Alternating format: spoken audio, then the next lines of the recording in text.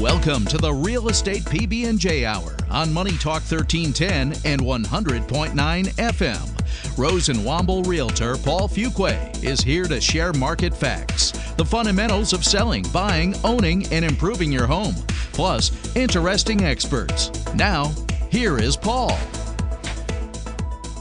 Hello, people out there in Radio Land. I want to wish you a happy 5th of May, the Cinco de Mayo. Cinco de Mayo. I think the faster I say it, the more it sounds legitimate. But whatever, it's a day of celebration for large numbers of people, and we're here to share real estate news, market facts, advice, and experience to help you deal with the prospect of selling a home you own, or buying a new property, or even improving or maintaining the house you currently own. It is, in most instances, one of the largest investments you'll make. I know it certainly has been that way in my family. Now, I'm Paul Fuqua. I'm with Rose and Womble Realty. I've been doing this, not this radio show, but I've been doing this agent's business as a real estate agent for 25 years. And my co-host and colleague is Joyce Carcaise. We're both professional realtors, and we have helped hundreds. I think it's hundreds, right, Joyce? Yep. Yeah, it is. But millions and millions and millions of dollars worth of properties over the years here in Hampton Roads. And the market, it's cyclical. Real estate moves. It's dynamic, and it can change at the blink of an eye depending upon forces over which we have no control. But we're here to talk to you about what's going on to the best of our knowledge and how it affects your buying and selling power. If you'd like to talk to me, you can reach me directly off the air at 757-449-7463. Joyce, you can reach her at 757-324-2445. We'll give you the other particulars, but of critical importance is if you want to talk to us now on air, it's 757-497-1310. 757-497-1310. Hopefully, we'll be able to give you some information that you can carry on forward in the rest of your day and week and sound intelligent. Despite the source, you can sound intelligent in talking about real estate. Joyce, tell us what's going on in the market. Okay. So Virginia Realtors actually had posted on their site today talking about, as mortgage rates spike, Virginia's housing market shifts. So according to the March 2022 Virginia Home Sales Report, while the spring market is off to a strong start, there are some indications of changing market conditions. Statewide, there were 11,500 home sales in March 2022. That's down 6% from a year ago. And this decline is due to last year being obviously an exceptionally busy market with low inventory, which has buyers, with very few options available to them. Excuse me. In March, Virginia's median home sale price was $375,000. That's nearly 12% higher than in March of last year. And that's also, if you remember, last week we talked about the National Association of Realtors report, and that's equal to their median home sales price. So interesting that Virginia has the same. Do you want to give the explanation of median as I usually do? I'll leave that up to you. Yeah, the median is actually, that's the number that's dead in the center between the highest and the lowest sales price. Okay. So I learned that, Paul. It only took you 16 sessions. Come on. This is supposed to be a family show, Joyce. Yep. I know, and it is so far. Okay, so year-over-year sales slowed in Virginia, but they did see, or we did see a significant jump of more than 40% in sales between February and March of this year. And that does reflect a typical seasonal housing market pattern. This year, though, we're also likely to see it fueled by mortgage rate spikes, which is encouraging many buyers to purchase a home before the rates go any further. So running as fast as they can to actually try to secure a home. Intense competition resulted in homes selling for 2.6% higher than list price on average in March. And March is also the highest monthly average sold to list price ratio in at least a decade. we're talking, these are all March figures. We're now in the 5th day of May, Cinco de Mayo. See, I said it. Cinco de Mayo.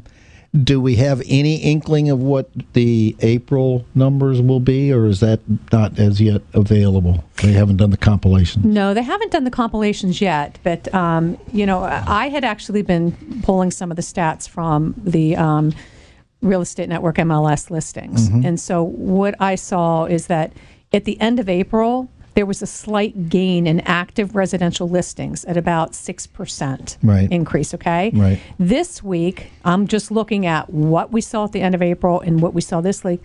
We had a slight gain again in MLS listings of 3%. So we went from like 3,100 to 3,100 from 3,000 that was listed last week. And that's, it's small gains, but it's a gain. Well, this is that time of the year. We've talked about this in the past. It's the greening up season. It's the selling season. People tend to be much more receptive to the idea of changing houses, like some people change shoes. But the simple fact is that it's not as attractive today because of the perceived imbalance in the pricing. I've had people ask me, why would I want to buy now when I'd be paying too much? And the reality is, you're never paying too much for the right house, ever. You can buy in anticipation of appreciation, but if that house suits you and that house suits your family, it meets all the criteria that you've set forth, and it may well be 5% higher than you'd anticipated selling. You're not buying overpriced product. You're buying product that reflects the reality of the market. And another thing from what I've been reading is that, a lot of people will go to this a little bit further in this in the broadcast, but are stating that, if you see Zillow that says, hey, we're going to look at another 14.1% increase, and, somebody else might say, no, we're going to be looking at another 5.3% increase in prices in the sales price of a home. Well, and then others are saying, yeah, we'll see a downward trend. Well, that doesn't mean that that's going to be a downward trend in the prices that have already been established in the marketplace. Right. Those are going to stay. It just means they're not going to elevate by 17% or 5%. The elevation isn't going to be there as we see it today. It's when they're talking about the rate of appreciation or the rate of change. I've lived through and sold during a period of time when there were 20% jumps on a weekly basis. I can remember putting a sign in a yard and immediately having 10 offers coming in, and every one of those offers was starting at 5 to 10% over list. That was the bubble. That was free money. This is not that, folks. This is reality. And we're going through in this area, I think, an adjustment in the values that is long needed. So I'm actually going to pick back up. Sorry, I didn't mean to. No. I think that's bubble. Important information there. Attached versus detached listings. We're still seeing 70% of the listings are resale and versus 30% that are attached. Okay. So 70% are single-family homes. That's correct. 30% are attached, meaning townhomes, condos. You got it. Although there are single-family detached condos. Yeah. I've sold a number of those. They're kind of interesting. Got a lot of those over in Greenbrier. New builds. April stats show about 9% of the total sales represented for new builds. It's around 220 units. So that's still low. But there seems to be I don't know if it's a consequence of the ability of the builders to know what the pricing structure is, but there is an increase in construction right now, especially in Virginia Beach. If you've driven General Booth right there by the KOA campground, there's a huge complex that is going up of I believe all single families. There's actually the same thing starting at 500,000 over off of Elbow Road, which I can't even believe they can fit more in there, but they're doing it. Well, it's not a consequence of trying to make the extra buck. It's a consequence of meeting a need. Absolutely, we need it. And then also you're looking at the units that are obviously from the ground up, right? You're looking at multi-house housing complexes like over where Dollar Tree is and Well, if you'll recall, we've had the mayor of Chesapeake, Rick West, on the show, and we had assistant city manager and director of economic development for the city of Virginia Beach on the show. And both of them stressed that the key to any successful growth of a jurisdiction and an area lies in jobs. And jobs create need for housing. And they two go hand in hand. Good jobs mean better housing. Good jobs mean that there is more inflow of tax money and there is a greater vibrancy to the economy of an area that has experienced job growth. And I think our jurisdiction, specifically Chesapeake and Virginia Beach, are doing a stellar job in job creation. What else have we got? There's other stuff going on. How about the average prices? Have they changed since last week? The average price went up by $50,000. Yeah, no. And when we look at the average sales prices, we're actually looking at the sales prices for March, which is our latest data. Right. We know on the peninsula, you're seeing a high of $454,000 in Williamsburg, with median of 5 days on the market. You're seeing a low of $254,000 in Newport News with a median of 7 days on the market. And then here on the south side, you're seeing a high of $393,000 in Virginia Beach, 5 days on the market, to a low of $237,000 in Portsmouth with about 18 days on the market. I know Zillow and a couple of the other national firms that deal with real estate statistics are talking about rates of growth and rates of appreciation. Mm-hmm. Can you give us any of that information? Yeah, actually, I had picked up some of this information on Market Watch yesterday. Mm-hmm. Home prices have been obviously on a rapid ascent, so rising at a pace of 15 to 20% a year. Pros are saying, though, that the rapid ascent is likely to slow down over the next year. What we're seeing is, let me get a good quote here, Steve Reich, Chief Operations Officer at Finance of America Mortgage, says that demand remains strong for homes, particularly among millennials, which are always consistent, seeking to buy their first home. So he, too, thinks we're likely in for a gradual increase in home price appreciation through May. We're also seeing that from Zillow economist Nicole Baccaud. She's saying that the annual home price growth will peak at 21.2% in May. And you've got Jacob Channel, an economist with Lending Tree, who was just saying that obviously with the limited housing inventory, even higher prices to come. Okay. We've come to that point in time when the station has to make its money. You're listening to the Real Estate PB&J Hour on Money Talk 1310 AM, 100.9 FM, and 1310 AM. Also, MoneyTalk1310.com. We'll be back in a couple of minutes. Now back to the Real Estate PB&J Hour on Money Talk 1310 and 100.9 FM. Rose and Womble Realtor Paul Fuqua gives you the fundamentals of real estate selling, buying, owning, and improving your home. Well, welcome back. You're listening to, hopefully, the Real Estate PB&J Hour. If you're not listening, I don't know how you're going to hear what I'm saying. So the other thing is, you can always go to YouTube, look for the Real Estate PB&J Hour. You can subscribe at no cost. You can rerun previous shows. You can listen to this one, and we're trying to give you little snippets on that channel of various and sundry items that we feel you can be of benefit to you in your pursuit of homeownership happiness. I like that term, homeownership happiness. All right, we're happy today because we have Holly Robinson from Advanced Financial back. And we've got some questions for her. And the first one is, are applications up or down? Personally, applications are down. By what factor? Is it 2 to 1, 1 to 2? Oh, probably, yes, 2 to 1. Okay. Is that because of the market or is that because it's you? I think it's definitely because of the market, yeah. For sure. If people give me the opportunity to speak with them, generally I get to hang on with them. We create a relationship and then they understand that my customer service is extraordinary and I'm going to be there with them from the beginning. all the way to the end, even attending closing all the way to the end. You've learned how to break your arm, patting yourself on the back. Congratulations. I learned it from you, Paul. I learned it from you. You fit in very well here. I tell you, we're all self-congratulating. I can even bat my eyelashes a little bit. All right. Say Cinco de Mayo again. Cinco de Mayo. How's that? Strong Is that word. getting better? Hey, everybody in this studio is laughing. It's the 5th of May. There's a Mexican place around the corner. I may go have a Mexican beer after this. Cerveza. When Modelo. I've been to Mexico on golf trips, but I had a blast. Okay.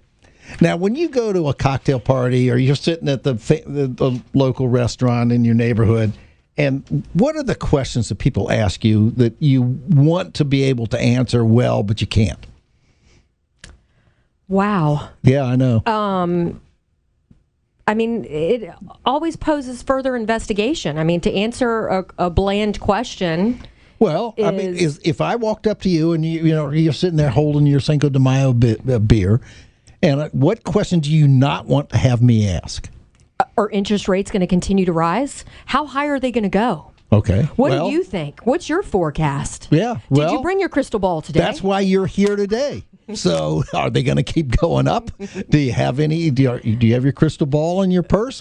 Give me an indication. I mean, as far as things are going, yes, they are continuing to go up. Sometimes multiple times in a day, they increase. Okay, I'm going to put you on the spot. What's the average today? 5.5%. 5.5%. Yeah. What was it 2 weeks ago?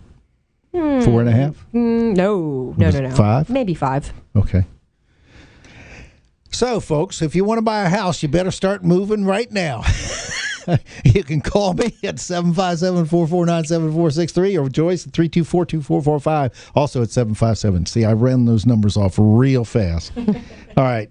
Now, I have had conversations with people. I played golf yesterday, and there were a whole bunch of guys, and they were saying, "What's going on?" And hey, listen to the show. You'll learn more than you can from me after a round of golf. But one of the things was a guy said, "Well, I understand they're doing 40-year loans." Now, I know your company does not offer 40-year loans. No. But I do appreciate the fact that you've taken the time out of your schedule to do some research on them. And I don't know if I want you to quote or name the companies that are doing these, but can you break out the kind of complexion that a 40-year note? So, I remember when everything was 20 years. So from what I researched, a lot of the 40-year loans, well, to back up, first of all, it is absolutely a niche, more of a shelf product for the companies that are going to do this. So it does take a little bit of research on the consumer's part in order to find a place where they even offer a 40-year loan. Right. And the reason is because it is not a qualified mortgage. And we'll go into that on another segment, what a qualified mortgage is. Why not now? What is a qualified? A qualified mortgage is going to be a federally backed mortgage. Conventional, right? No, that also fits into a box of real legalities. So is that what when they talk about a conforming loan? Is that what is this just another word for a qualified mortgage? Is a qualified mortgage that it can be bought and sold on the normal market. Okay.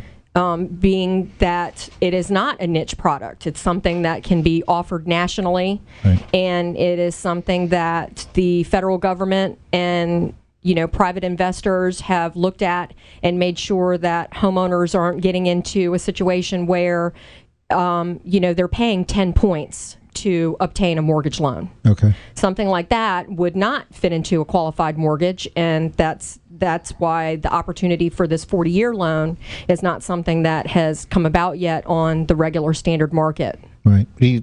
In your research, do you think that's going to become we're going to have to do something. Yep. We're going to have to do something because people are not going to be able to qualify at all for mortgages. Well, wait a minute. Hold on. It wasn't that long ago that there were interest rates going at 17%. Mortgage interest rates were 7%, and people were still buying houses. Home prices were not $500,000-$600,000 to get into a regular home. Oh, okay. The money is completely different. Right. You can't compare a home value of $70,000 with an interest rate of 17%. Okay. To now, just somewhere normal, $350,000 average sales price. Right. People aren't going to be able to afford a $350,000 average sales price with a 17% mortgage interest rate. All right, let me ask you a question. How about the adjustable rate mortgage ARMs? They were very popular not so long ago. So adjustable rate mortgages are coming back. It is also something that my company does offer the opportunity for. And education on what an adjustable rate mortgage is, it goes by definition, and I'd like to go over that. Okay, sure. Good. So, Adjustable rate mortgages, folks, different now than they were years ago. yes. Okay. Because they're regulated. They weren't before. correct. Okay. Correct. And that also goes back with the whole qualified mortgage piece. Okay. It's a regulated mortgage. All right. So ARMs have adjustable periods that determine when and how often the interest rate can change. There's an initial period during which the interest rate doesn't change. This period can range from as little as 6 months to as long as 10 years. So frequently what you're seeing on an adjustable rate mortgage pricing is something that is, a 3-year before it adjusts, maybe a 5-year, 7-year, or even a 10-year before it adjusts for the first time. So this example is in speaking to a 7-year or a 5-year. But a 7-year ARM with caps at 5, 2, and 5, this cap structure means that for the first 7 years, the rate is unchanged. But on the 8th year, your rate can increase by a maximum of 5%. That's big. No, wait a minute. By a maximum of 5%? 5 points. It's not a percentage of the rate. It's so that if you're 5% on the ARM, it will go to 10. It can go to 10. But Correct. There's a limit on it? Isn't there another right, cap? and that's what the caps Aren't have to these do with things it. usually less than that? Aren't they usually about? I had an ARM many, many years ago, and it was a 5-year, and it went 2%, and then bing, bing, bing. It was every 12 months thereafter, but it was capped at 9%. Right. So by the maximum, so for this example, for the maximum of the 5% above the interest rate, every year after that, your rate can adjust a maximum of 2 percentage points, but your interest rate can never increase more than the 5% in points. And that's when it goes back to 5, 2, and 5. Okay. 5 being the highest adjustment that end game that it can make. But I thought a cap would be the numerical value of the interest rate. So yes. What in that instance, what is the cap? Is it 15%, or is it, because you already said after 7 years, if it's 5, they got the loan at 5. It was fixed for the first 7 years. Mm-hmm. At 7th year, they can go, depending on what market conditions have been, as much as 5%. Is that correct? Yes. So that at the 8th year, it would be a 10% loan. Yes. Now, but what about is there a cap on that? Could they go another 2%, so 12, then 2 years later, 14? Yeah, because most of those, they write a cap in it that's hard. It's a hard line. It's a ceiling. Right. Cannot go above. And your cap is going to be determined on your locking of the loan at the time and those terms. Right. Okay. Just be aware that adjustable rate mortgages are an invention of the lending industry to help you buy a house. It is a very strong performing loan, or you wouldn't get it. The industry needs to place loans. I think I made the reference last week. Lenders sell money as a commodity. It's like a grocer selling lettuce. Lenders sell money, and if they can't sell you money, they don't make a living. So it's to their benefit and to yours for them to structure loan packages that make that lettuce palatable so you can put it in the salad of your life. So that's where we are. But, and just kind of a disclaimer on the whole qualifying for an ARM, when you go to your mortgage company and you select the ARM product, when they go to qualify you, they're not just qualifying you on that initial rate. They have to qualify you on the possible highest rate at the time of application.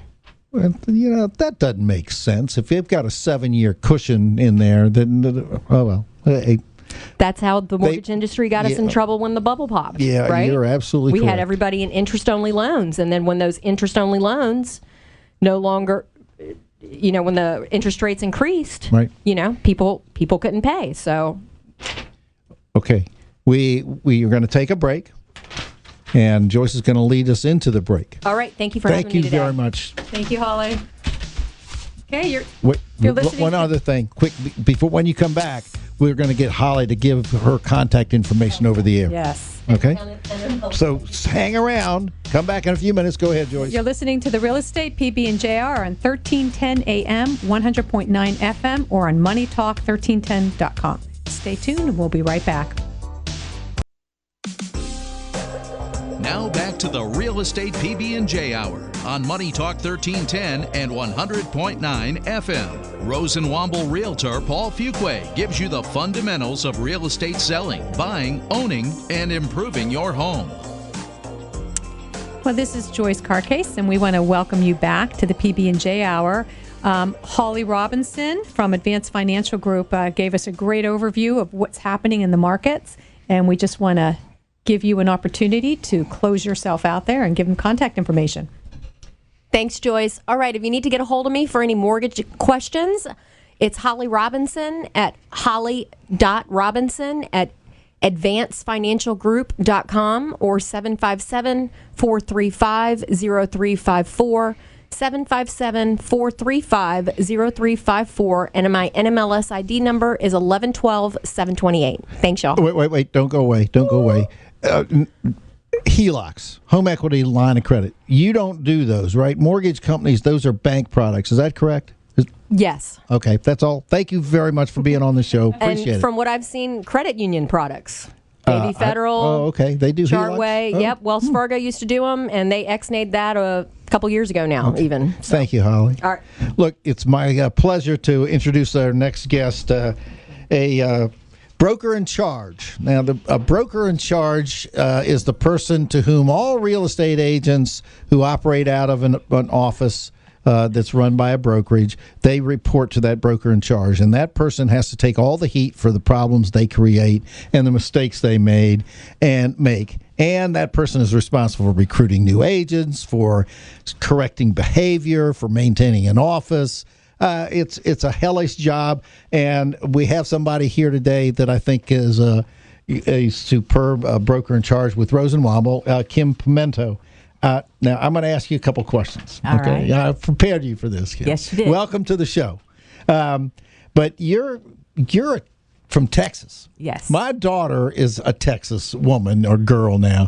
What possessed you to come to this area and then to become a real estate agent? Wow. Well, I came here with an ex-husband, and that's how I got here. And when we came, I interviewed and got a couple jobs, but I just didn't care for them. And my kids were young, and I wanted them to stay home with them. So I got into real estate. So that was in 2004. Right. Well, have you regretted that? No, well, I got in it. I got in tell you the truth, I got in right at the boom. So I was thinking, wow. A lot of people were going, wow. Real estate gig so is easy. like the bomb. There is, because the difference is back there we had more inventory. So Right. it was hard. We had to escalate the prices up. No home inspections. Same Right. type of contract was written. Right. But we could eventually, after a couple contracts, get our clients a house. It wasn't like today where getting a house is just really extremely hard for people. So I got into that thinking, wow, this is really cool. And then it busted. And I was like, wow. Okay. It's not cool anymore, is it? This is different. We share that phone's experience. Not ringing, and so that was hard. So I made it through. I got into property management for a while, and but yeah, overall, I think it's been a good career. It gives you a lot of independence, but it is the hardest job I've ever done. Well, you've read. I gave you a cheat sheet on what I was going to ask, but what do you find most fulfilling? I mean, you got to sell real estate to prospective employees of the firm. Right. What do you find fulfilling about this? And why would you want to become a broker and be dealing with other people's mistakes every day? Okay, well, that's kind of two questions. Well, I'll answer the first one. Okay. I think my fulfillment, is serving people and meeting people. And I love buyers when you take them in that house. It's like you just look at them and know this is it. There's just this really cool look on their face and how excited people can get. And I'm kind of a problem solver. It took me a while to kind of get used to listings because I think that you were really this is a big, huge investment in our lives, and that selling and coming to that price and one that you feel was good, they feel was good. So I preferred listings, as most agents probably do when they first get into it. Now I don't feel that way, but I just kind of enjoyed helping the people and the freedom that it gave me. How old are your kids now? My kids are 30 and 24. Well, and they were. Did you ever steer them towards this business? Did I ever what? Did you ever steer them to suggest, gee, maybe you ought to pursue the real estate business? It's helped feed and clothe you all these years. No. Oh. And it's just because I really think that some people who get into it young, they're probably really born to do this. Like I know Cole Hart in our Chesapeake office, he wanted to do this since he was 8. Right. I think some people just had that intrinsic drive to be a salesperson to do it. And I didn't see either one of my kids as really having that type of personality. Right. I share that. My son is a mechanical engineer, very OCD, and not at all like his father, but somewhat. Yeah. But he did not like the idea of not being able to control his circumstances more than anything else. That kind of segues in. What do you find least attractive or most disturbing about being in this business? Lack of time. Really? Your lack of time. And not so much, you can manipulate your time in real estate where you can do things, go to the grocery store, take the kids to the doctor, go put your car in the shop. However, you don't have any time because your phone's always ringing. You always have to feel like you'll be there. And I'm one of those perfectionist people. If my phone rings, I've got to answer it. It just drives me crazy. And then also my kids resented me being on the phone and gone on the weekends a lot. And that was hard for them to hear, me to hear from them sometimes. Put your phone down, Mom. Now I'm telling them that. Yeah, I know that feel. But I try and answer every call. Even the calls that don't identify as spam, and somebody's trying to call and sell me something, I'll give them at least 30 seconds, and I'm terribly sorry, I'm not a very good prospect, but thank you very much and good luck on the next call. Goodbye. Boom. Yeah. Those people are not doing that to annoy you. They're doing it because they're paid to do it, and that's how they support their family. So if I give them 25 seconds, maybe they'll remember me when they want to sell their house because they've been on the phone with me. That's just one of the things I do. Now, one of your responsibilities we touched on is recruiting agents. Right. Both existing people who already have licenses and then people that you think would be suitable. What are the qualities, not qualifications, but what are the qualities in people that you look for? I like people that it's kind of like, I think they call it the locus of control. I think you need to ask them questions. And if they think that their success is going to be made by them, that they're the ones in control, they're going to be a good agent. Right. Because I think the ones that point at, the people were so rude, or I'm not really good at this, or, the weather, I think, or I can't find any good open houses. I think that type of agent will be the one that's going to give up easier, because it's hard getting started in this business, and it's a lot of no's and it's a lot of beating the streets. So I think that's one thing is, asking them what motivates them and finding out how they help, how they kind of problem solved and did some, I don't know how to say this, how they got themselves out of situations, a lot of situational questions. Right. And then I also like a lot of honesty. And I like agents that, they deal without getting emotionally involved with the other agent. I think we have to really keep our calm. And so I like to talk to agents. Yeah, I'm laughing. Yeah. You and I have had some discussions. I take some of this tomfoolery very personally. Right. Oh, yeah. I don't like to have my time wasted by somebody who hasn't taken the time to do his or her job properly. That drives me crazy. I just think that you have to know that sometimes you have to just talk like an adult. And I also like to, I'm looking back. That leaves me out. Yeah. I'm looking back and seeing what agents I enjoyed doing deals with. Right. So that's kind of how I judge them. What qualities would you advise a prospective owner of a house who's putting it on the market or is looking to buy a house, what qualities would you suggest they find or look for in hiring an agent? I think one that is responsive. I think that's extremely important. I think one that asks you how you want to be communicated with, how you want to do the negotiations. I think that's one thing that we as agents sometimes overlook is we don't have the answers and shouldn't be answering for our clients. We should ask them what style of negotiation do you have? Do you want me to, talk about the offers with other clients? How do you want me to talk to you? So I think that's very important for listing agents. And market. I am just appalled at some of the agents that don't get professional photos, because you have to remember, this is on Zillow. This is on Redfin. I want people to be able to look at the listings that I marketed and say, oh man, she did a good job. Look at those pictures. Oh, she's got one of those. Oh, look at that write-up. So I think that shows us that we care about the listing and marketing and create professionalism in the way we handle ourselves.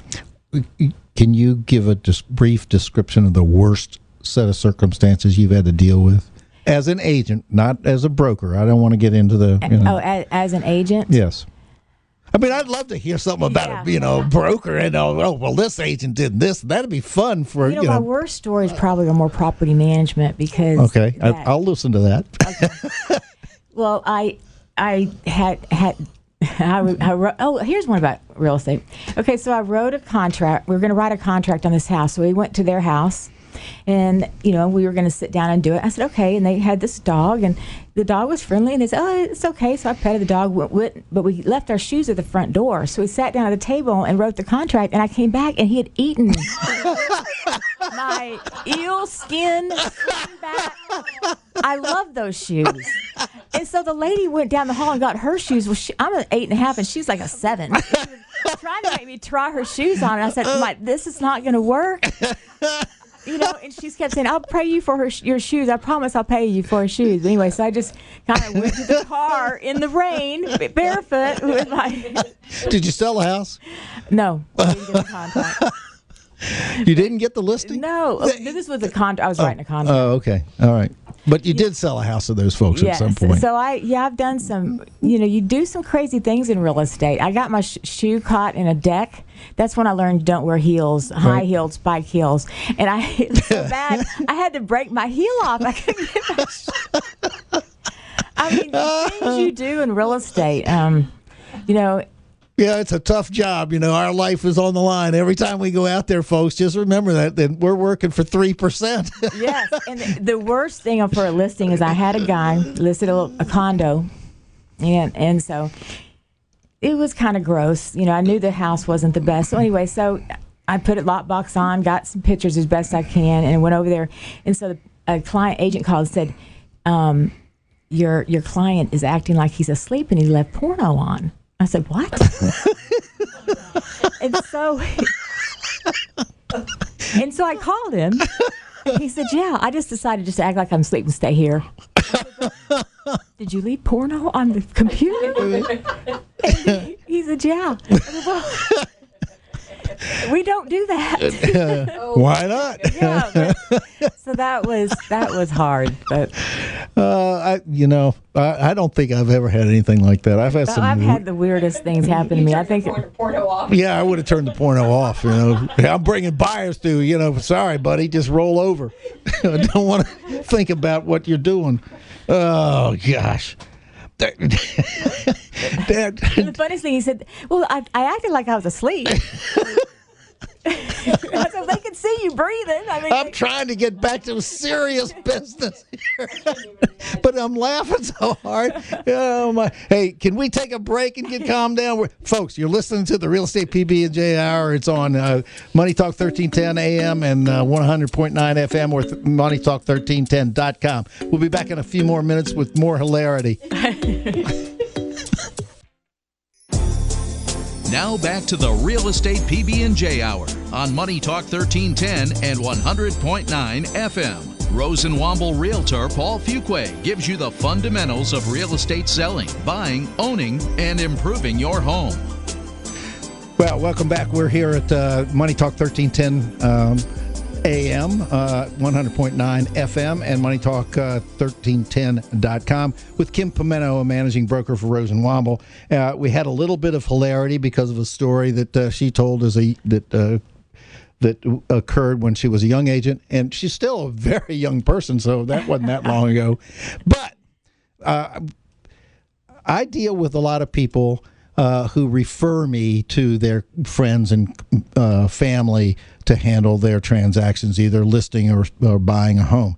Now, when you deal with the agents over whom you have responsibility, do you tell them how or what they should do when a prospective listing says that they may well use her sister's brother's nephew's son? Right. So you're asking me like when family, they're trying to get a listing, but they're competing against a family member? Yes.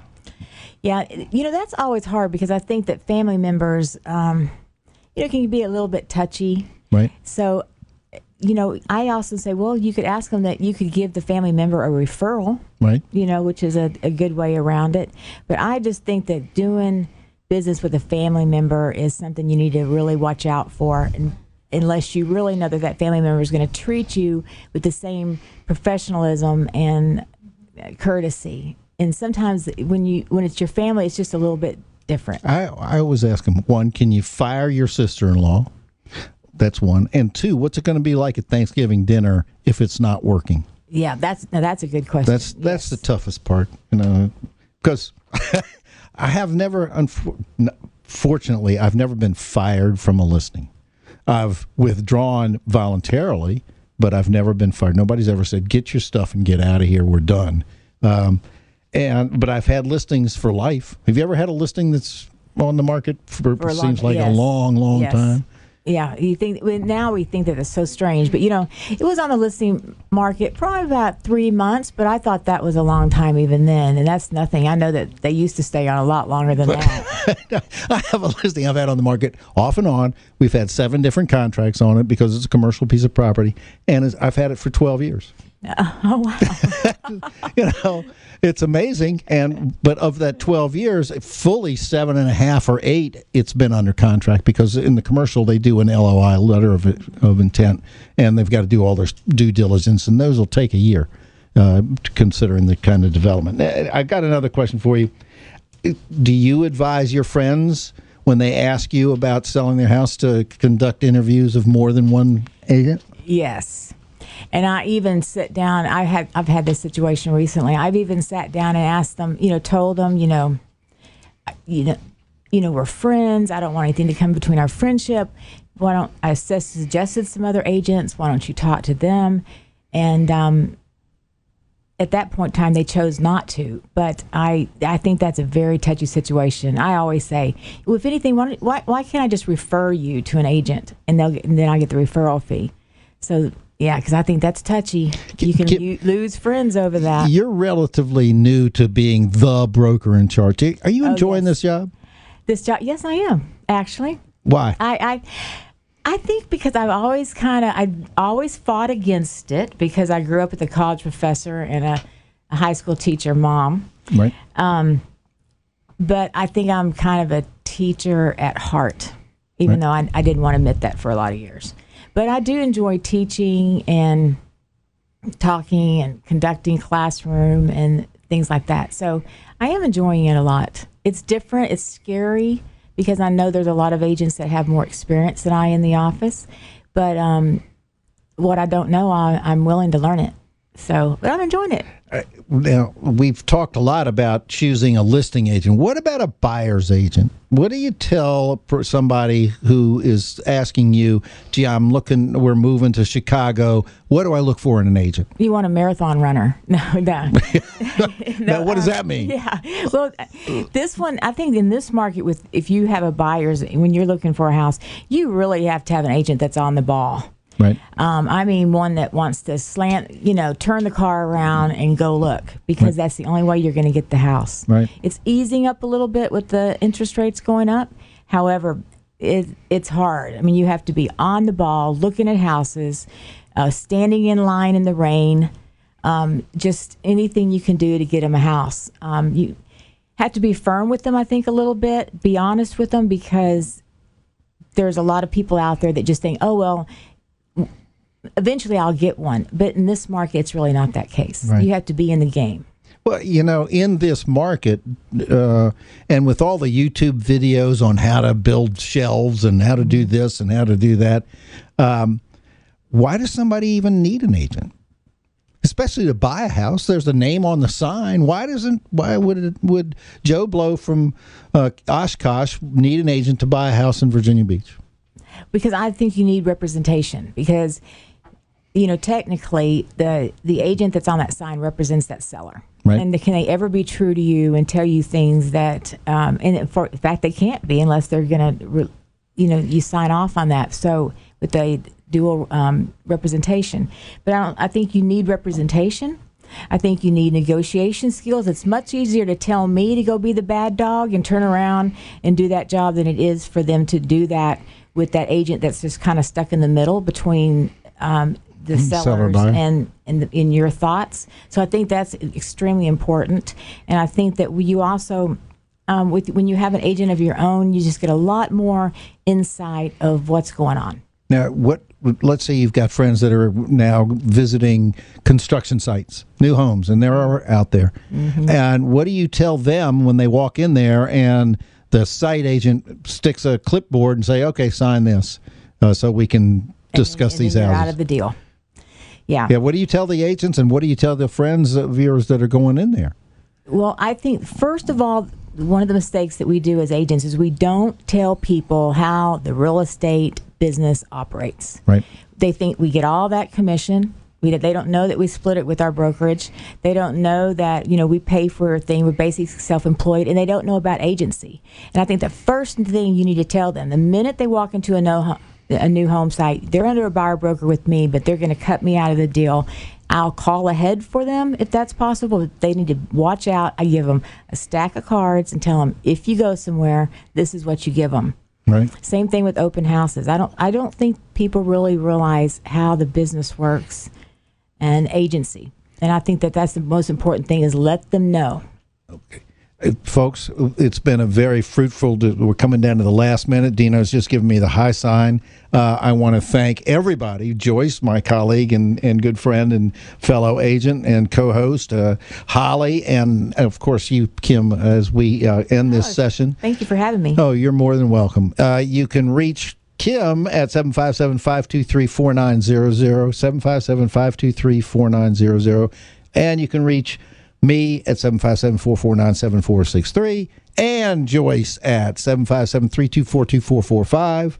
And we look forward to next week. We'll have some more exciting news. Have a wonderful weekend and enjoy yourselves. Happy Cinco de Mayo. Bye.